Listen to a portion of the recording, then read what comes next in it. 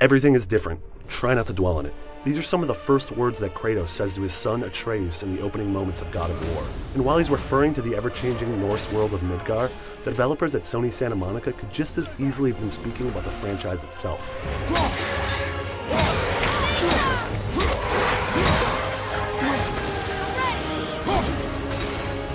From the second you take control of Kratos in the game's opening moments, it's clear that this is a more thoughtful, tender take on a character who's never been much of either. The move to Midgard has brought with it a Kratos who's making an effort to be more patient, but struggles with keeping his anger beneath the surface.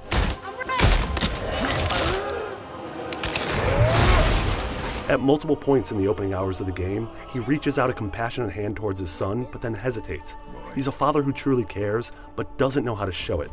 Mechanically, God of War feels much more modern than its predecessors, opting for a minimal HUD instead of flashing combo numbers on screen, and combat that's more reminiscent of Dark Souls than old God of War. Early battles seamlessly teach you the value of being aggressive, using your shield to parry, and strategically prioritizing targets, none of which feels anything like what's come before. And yet in close quarters, there are still shades of that same Kratos. When you finally lower your shield and find the right window to attack, you can chain together combos of heavy and light blows, even without numbers and glowing orbs surrounding you on screen. Those skills can be further customized with a robust skill tree that lets you upgrade Kratos' stats and infuse his Leviathan axe with various runics, plus the ability to purchase armor that changes Kratos' appearance and can be further upgraded later. This is a Kratos who feels more well-defined than ever in the story, but more fluid and customizable than ever in gameplay. As important as Kratos is, the clear center of the story here is Atreus, who motivates most of Kratos' changes and is a pitch-perfect foil to his angry father. Father, will we see others on the road? Yes. Friendly? No.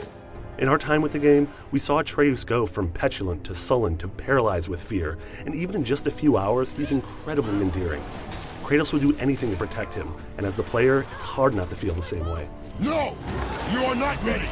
Atreus can perform actions in combat or during exploration, such as shooting arrows at enemies to distract them, or climbing up to higher ground and tossing down ropes for Kratos to climb.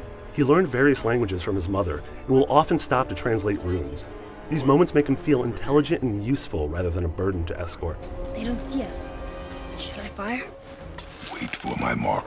Atreus' skills and armor can be upgraded just like Kratos, and he's an incredibly useful asset for taking on certain enemies that you can't simply charge at with your axe. As you explore, his childlike curiosity and innocence make for an excellent window into a world that feels like danger could be lurking around any corner.